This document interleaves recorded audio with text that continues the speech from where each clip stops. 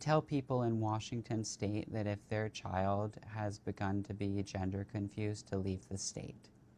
Because in my state, if you don't affirm a child's gender, the government can take your child from you and classify it as child abuse. Yeah. And then the state People can don't believe me when transition I them tell them into that out of foster state, by care. the way. When I have that conversation here in Tennessee, for example, they just can't believe it. Even when we were looking for Oh, schools for my daughter to attend for her junior and senior year in high school, they couldn't believe what I was telling them was going on. And that was before well, even the law passed.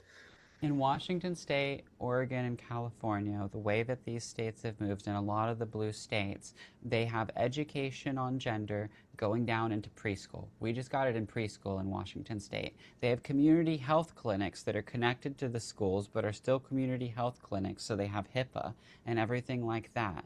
And what ends up happening is, for example, on Mercer Island, they had the schools doing name changes on students without the parents' permission. So children are being taught this framework, they're being socially transitioned under this framework at school, meaning clothing, pronouns, names, presentation, right, at school. But then at the proper age, which is still a minor, 12, 13 years old, I think it's 13, you get your HIPAA protections as a child.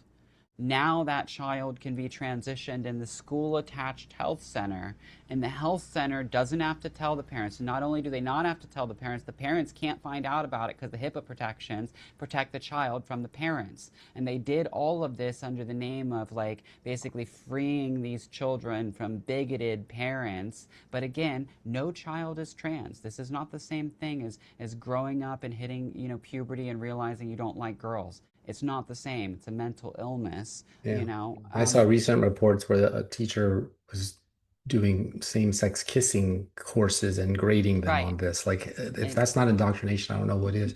if you You don't you affirm it, they'll pleaded take your kids from you. they'll take your kids if you complain. Yeah.